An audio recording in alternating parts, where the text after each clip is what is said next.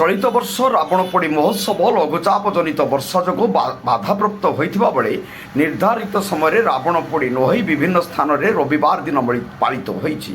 ପ୍ରବଳ ବର୍ଷାରେ ରାବଣପୋଡ଼ି ବନ୍ଦ ଆଶଙ୍କାକୁ ବଢ଼ାଇ ଦେଇଥିଲା ଏବଂ ରାବଣପୋଡ଼ି ସମୟରେ ବର୍ଷା ନ ହେବାରୁ ଧୁମ୍ଧାମରେ ରାବଣପୋଡ଼ି ଅନୁଷ୍ଠିତ ହୋଇଥିଲା।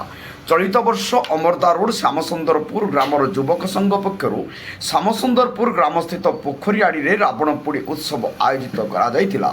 ରାବଣପୋଡ଼ି ଉତ୍ସବ ଭିନ୍ନ ଭିନ୍ନ ଆତସବାଜି ଦେଖିବା ପାଇଁ ବେଶ୍ ଲୋକଙ୍କର ଭିଡ଼ ଜମିଥିଲା। ଏନେଇ ଏକ ସଭାର ମଧ୍ୟ ଆୟୋଜନ ହୋଇଥିଲା। ଯୁବକ ସଂଘର ସଭାପତି ଦୀପକ କୁମାର ସାହୁ ପୌରୋହିତ୍ୟ କରିଥିଲେ। ମୁଖ୍ୟ ଅତିଥି ଭାବେ ପୂର୍ବତନ ମନ୍ତ୍ରୀ ରଘୁନାଥ ମହାନ୍ତି ଯୋଗ ଦେଇ ଫିତା କାଟି ରାବଣପୋଡ଼ି କାର୍ଯ୍ୟକ୍ରମକୁ ଉଦ୍ଘାଟନ କରିବା ସହିତ ରାବଣପୋଡ଼ି ଉତ୍ସବ ସମ୍ପର୍କରେ ଆଲୋକପାତ କରିଥିଲେ।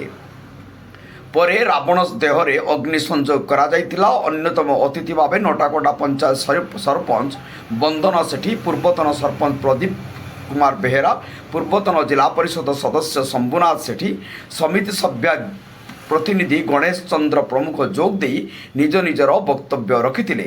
ବହୁ ମାନ୍ୟଗଣ୍ୟ ବ୍ୟକ୍ତି ଯୋଗ ଦେଇଥିଲେ। ରାବଣପୋଡ଼ି ଉତ୍ସବ କମିଟିର ଉପସଭାପତି ଜଗତ ବ୍ରହ୍ମପାତ୍ର, ସମ୍ପାଦକ ରବୀନ୍ଦ୍ର ପରିଡ଼ା, ସଦସ୍ୟ ଲକ୍ଷ୍ମୀନାରାୟଣ ସୁର, ଉତ୍ସବ କୁମାର ପରିଡ଼ା, ଶମ୍ଭୁନାଥ ମହାନ୍ତି, ଶିବଶଙ୍କର ସୁର, ଶମ୍ଭୁନାଥ ପରିଡ଼ା, ପ୍ରକାଶ ପାତ୍ର, ଜୀବନ କୁମାର ସୁର, ଜଗନ ଭଦ୍ର, ଭବେଶ ସାହୁ, ଦିବ୍ୟନାରାୟଣ ସୁର ପ୍ରମୁଖ ଉପସ୍ଥିତ ରହି ଉତ୍ସବଟିକୁ ପରିଚାଳନାରେ ସହଯୋଗ କରିଥିଲେ।